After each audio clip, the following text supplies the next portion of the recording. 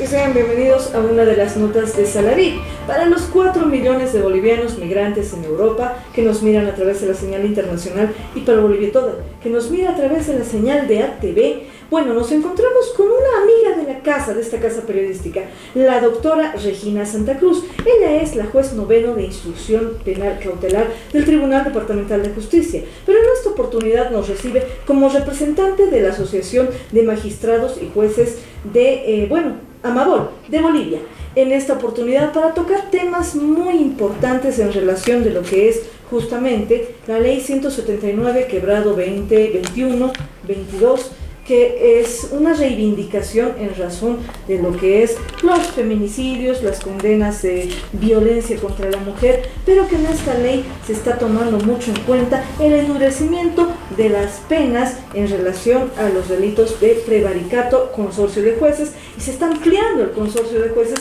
a otros profesionales en relación de lo que viene a ser la administración de justicia.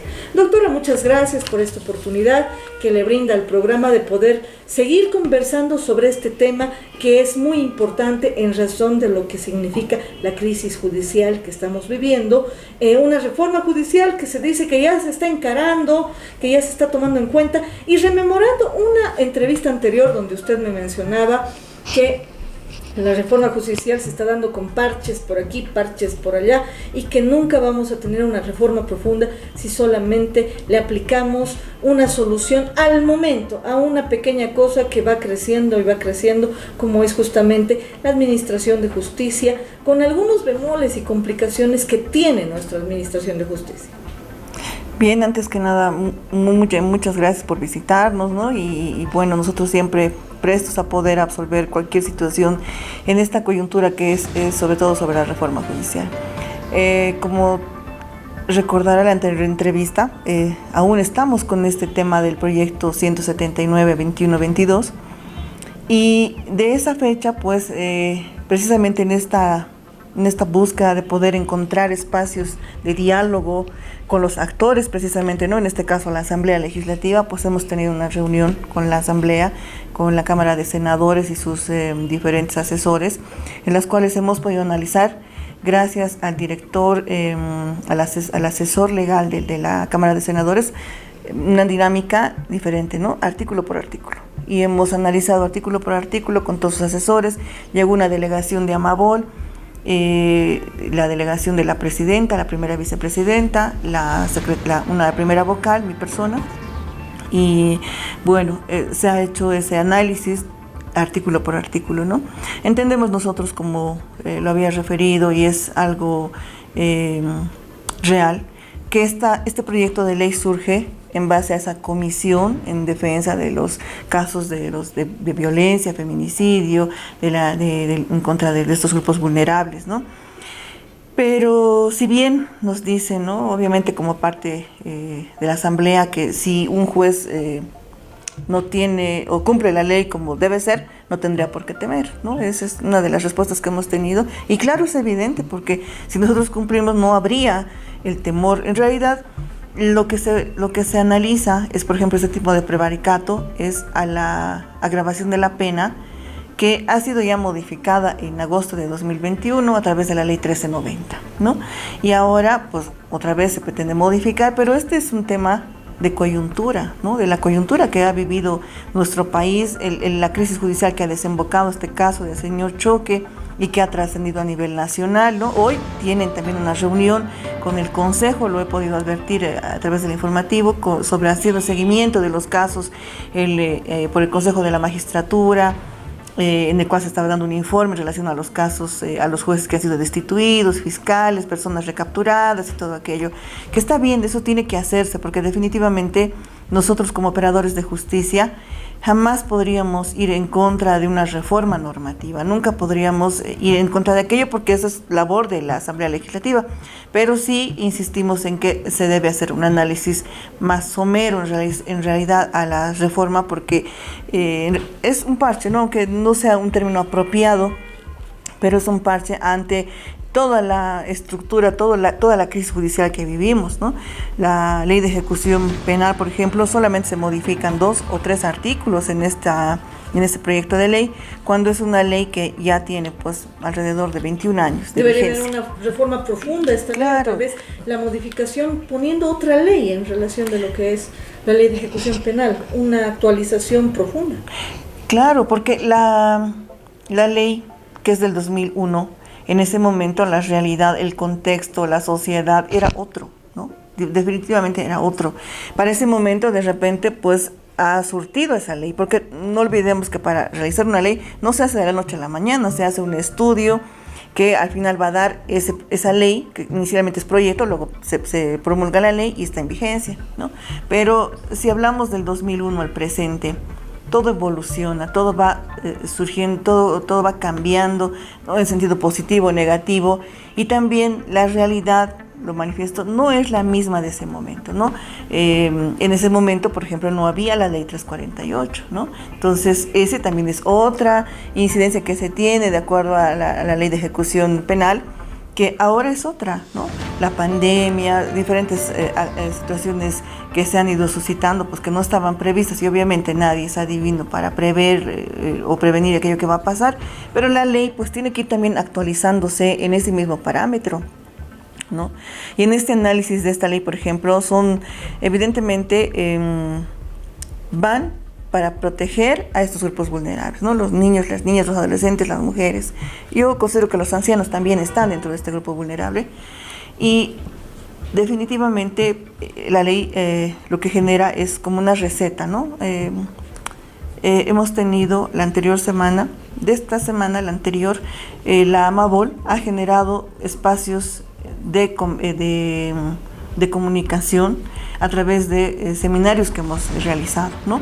Hemos realizado seminarios precisamente sobre este proyecto de ley 179, dividiéndonos de manera dinámica.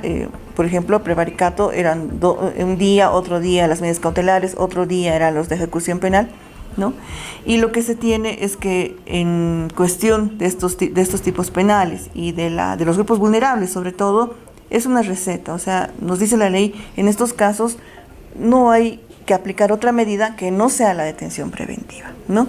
Contrario a ese derecho progresivo que reconoce la Constitución, a la cual estamos adscritos. El derecho humanista también. Claro, las convenciones, el bloque de constitucionalidad, aquellas sentencias de la Corte Interamericana que siempre van en sentido progresivo, ¿no? Es más, por eso que nosotros tenemos...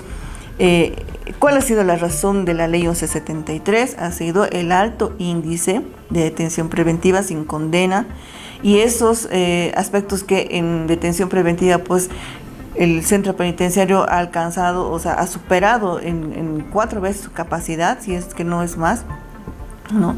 Y ese es el espíritu de la ley 1173. Entonces es una contraposición ahora con estas modificaciones. Claro, yo quiero aclarar algo, ¿no? O sea, desde todo punto de vista, sí, los grupos vulnerables merecen una atención reforzada por parte del Estado, y eso no lo podemos ignorar y no lo podemos olvidar en ningún momento.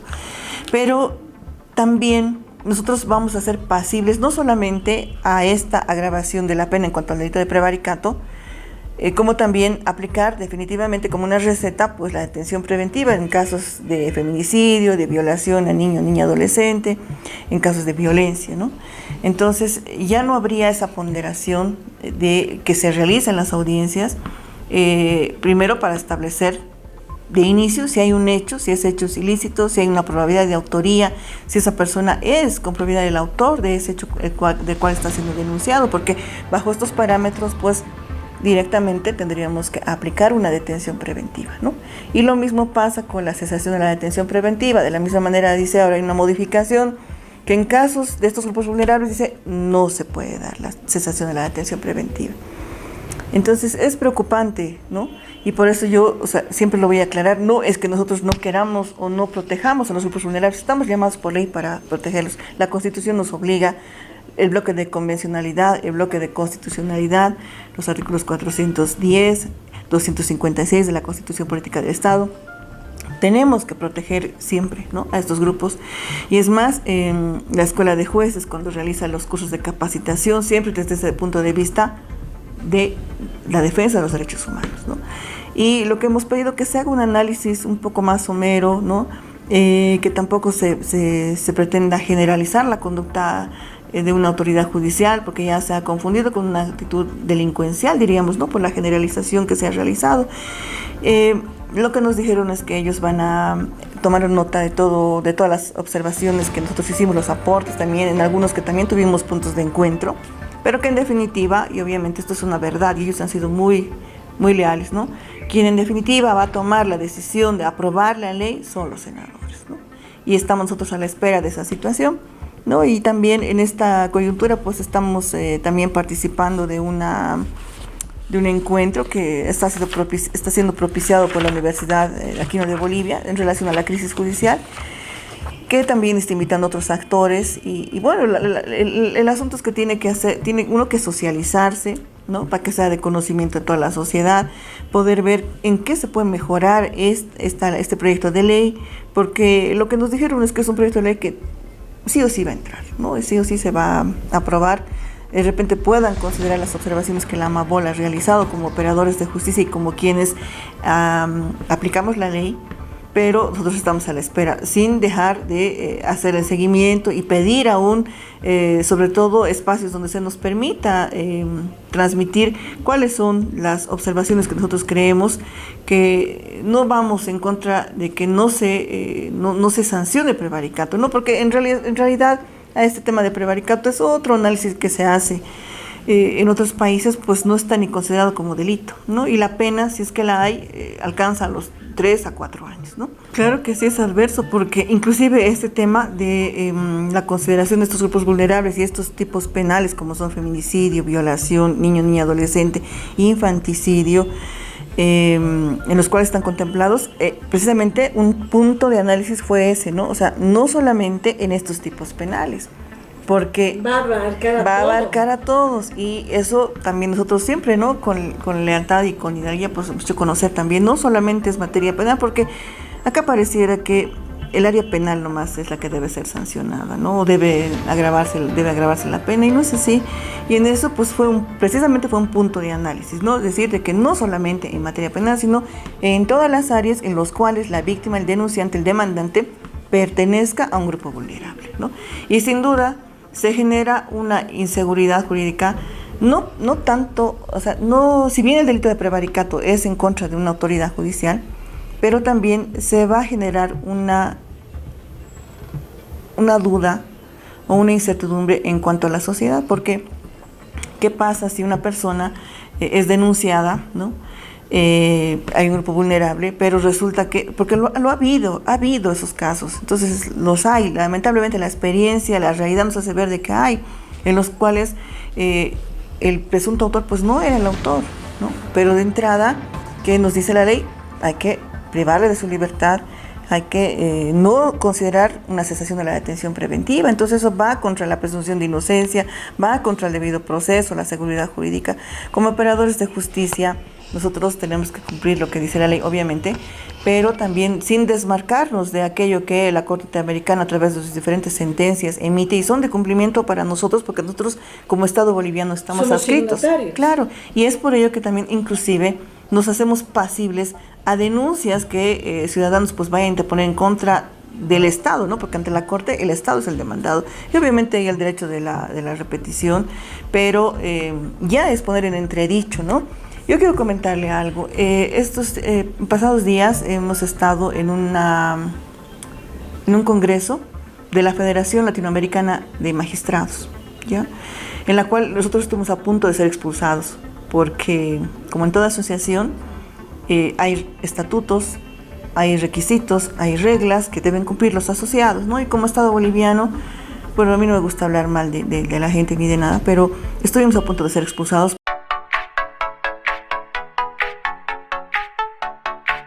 Doctora, en relación de esta, usted dice la sana crítica que tiene que realizar un administrador de justicia en relación de un caso concreto y demás. Pero hay un factor muy importante dentro de lo que viene a ser una reforma judicial profunda que requiere nuestro país, que necesita nuestra administración de justicia. Esta crisis que no es del año pasado, no es del momento en que el señor Richard Choque sale libre, no. La crisis judicial que vivimos en el presente data de más de 30 años, incluso data de más edad, más tiempo que muchos administradores de justicia que hoy están en lo que viene a ser como autoridades de lo que es el Poder Judicial.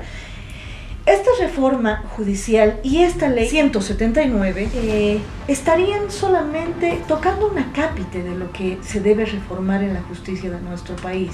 Es una pequeña, nuevamente es incrementar lo que viene a ser ese colchón garantista de leyes que tiene nuestro país, pero que muy pocas veces se termina de aplicar. Tenemos una ley excelente, pero usted mismo lo ha mencionado, la ley 1173 es excelente, está dirigida justamente a atacar lo que viene a ser la mora procesal, la carga procesal, el que existan querellas, demandas que no tienen ninguna base, que haya una justicia con celeridad, una administración de justicia pronta, oportuna, proba, pero rápida. Sobre todo eso, cuando hablamos de celeridad es rápido, queridos amigos, pero que en este momento ya tenemos 3 años con la ley 1179 y todavía no se termina de aplicar.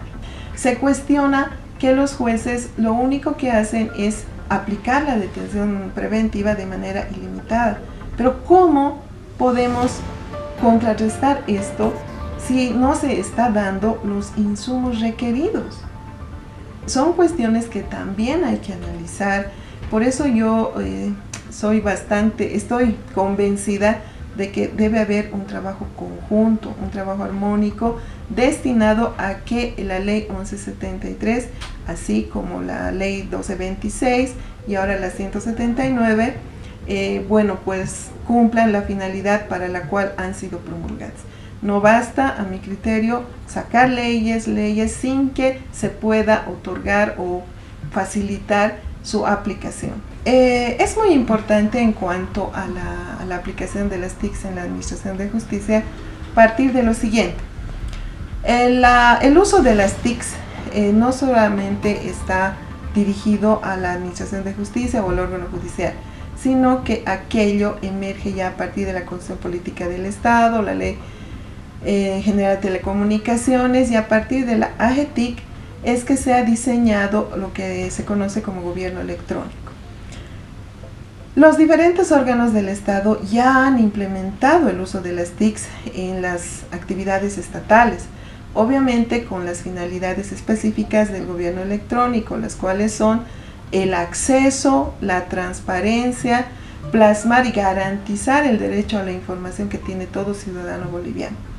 Lamentablemente, y aquello, la enfermedad, la pandemia del COVID ha traído obviamente bastante luto, dolor a nuestra sociedad, a nuestras familias, pero dentro del ámbito jurisdiccional se debe destacar que precisamente así como usted lo dijo, y estábamos comentando a un inicio de la entrevista, esta pandemia ha impulsado el uso de las TICs. Y es precisamente que no únicamente se limita a las audiencias virtuales, sino que ya anteriormente ya se habían implementado el uso de algunas herramientas tecnológicas, no solo en materia penal, sino también en materia civil. Por ejemplo, la publicación de edictos en relación a los remates, etcétera, y otras cuestiones que ya han sido implementadas con anterioridad.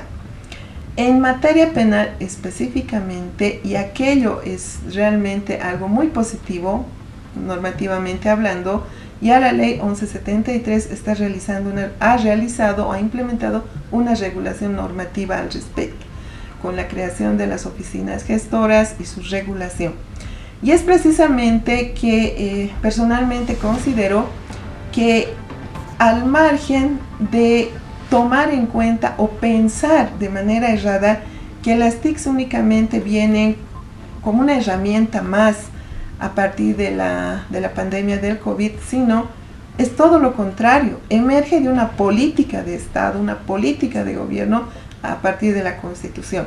Asimismo, debe tomarse también en cuenta que precisamente las finalidades de la aplicación de las TICs es garantizar el acceso a la justicia en el ámbito jurisdiccional. Me refiero a la transparencia, economizar, o sea, que no exista un costo elevado para acceder a la justicia.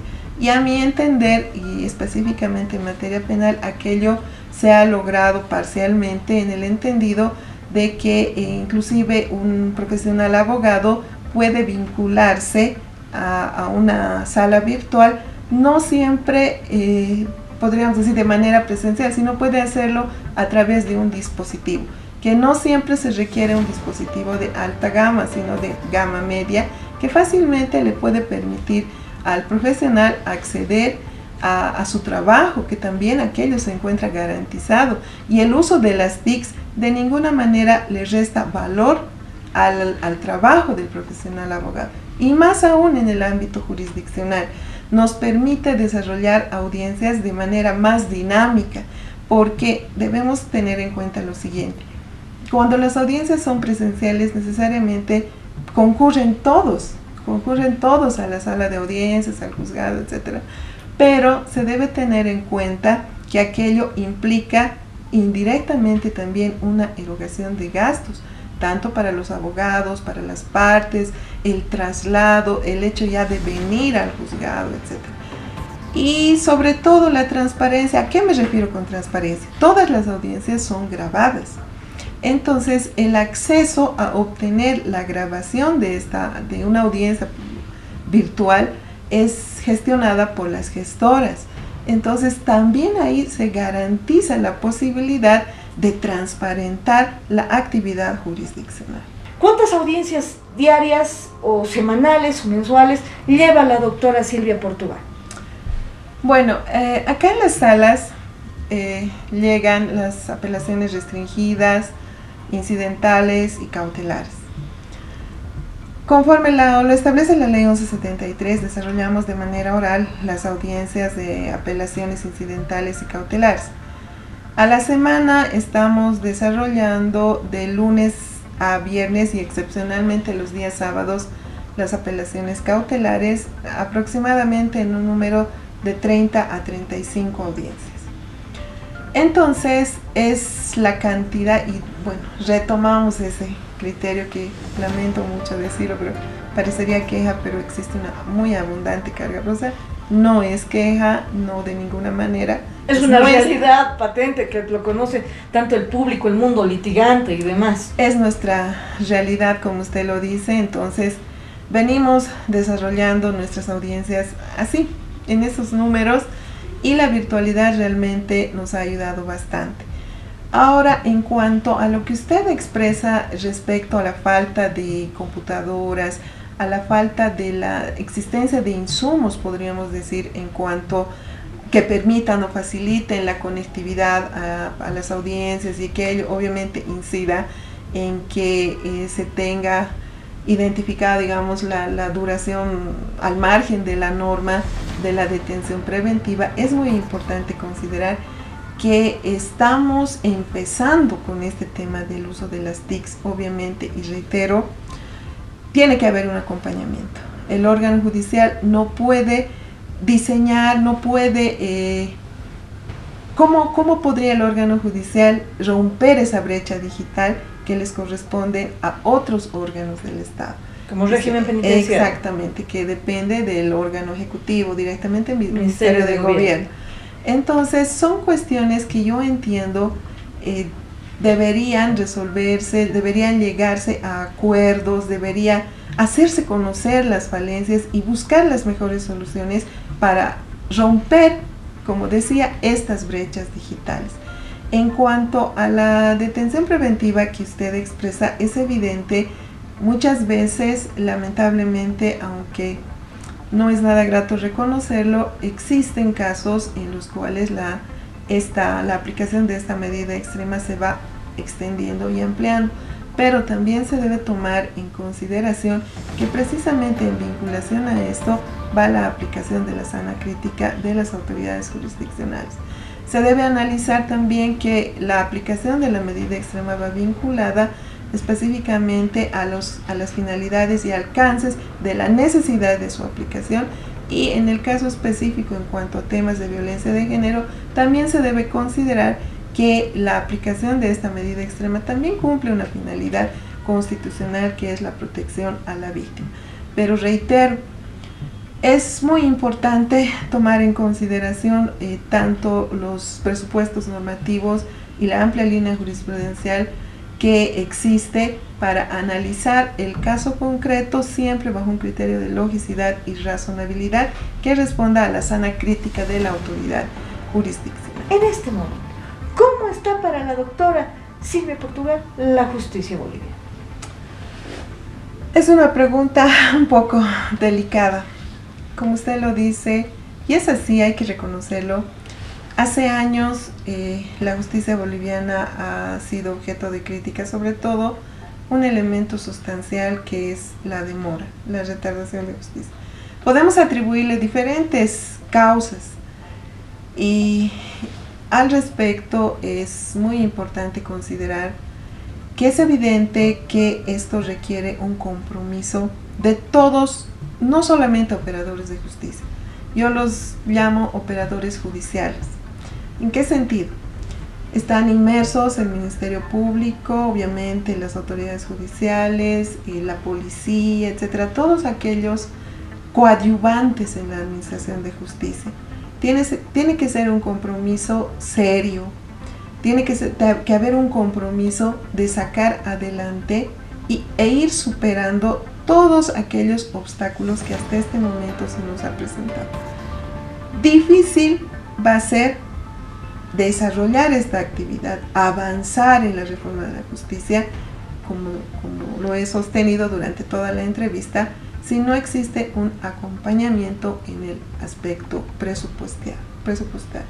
No estoy diciendo que requerimos que nos aumenten los sueldos, no, sino que mínimamente, por lo menos, se creen más juzgados, que se creen muchos más juzgados viendo las necesidades. Imagínense, en la ciudad de La Paz solamente hay 4 salas penales, de las cuales 2 están incompletas, solamente tienen a un vocal. Obviamente aquello incide, y por más buena voluntad que se tenga, lamentablemente inclusive el mismo cuerpo, el mismo físico ya no da. Yo veo a mis colegas, veo cómo trabajan, cómo se sacrifican, por ejemplo, los fines de semana, los juzgados que quedan de turno. Nosotros no necesitamos que nos declaren en turno para venir a trabajar los fines de semana. Lo hacemos con mucho gusto, porque queremos que nuestra justicia mejore, queremos sacar adelante, queremos que los procesos avancen, que ya no exista esa mora procesal, esa abundante mora procesal que siempre ha sido cuestionada. Y yo considero que debe haber, como digo, un acuerdo, un compromiso, pero un compromiso serio, que no únicamente sea de boca para afuera, y que sin embargo en los hechos no se realice nada, que se organice de mejor forma el trabajo, que haya un trabajo comprometido, un trabajo en el que podamos cada uno aportar. Y a mi parecer, lo que sí nos va a permitir realizar eso, avanzar de esta forma, es precisamente el uso de las TICs. ¿Por qué? Porque ahí ingresa la interoperabilidad. Ya no es necesario que el asistente fiscal esté corriendo al juzgado con su imputación, ya no, sino que todo se interopera. Aquello facilita mucho y ahorra tiempo, ahorra el fiscal o el asistente fiscal o el funcionario no se ve ya limitado, directamente puede interoperar y ya es de conocimiento ese acto ante la autoridad jurisdiccional. Igualmente el control de los procesos, el desarrollo de los procesos, se puede ya tener acceso a un conocimiento en qué estado está la causa a través del sistema, en nuestro caso el sistema CIREC, y a través de la virtualidad, son cuestiones que nos permiten avanzar, y sobre todo yo considero que tiene que haber un compromiso serio, un compromiso en sacar adelante a la justicia boliviana, porque leyes, la jurisprudencia, etcétera, son muy buenas, se pueden aplicar. Ahí también se necesita que la autoridad judicial, los funcionarios, los que coadyuvan en la administración de justicia tengan un papel activo y no pasivo. No necesariamente tengamos que estar esperando que se cumplan, digamos, para que pidan una revocatoria de una medida cautelar. La misma norma dice, el artículo 250 lo dice, puede ser aún de oficio. Entonces, en determinadas cuestiones debería actuarse de oficio. Aquello agilizaría también el desarrollo y el avance de los procesos.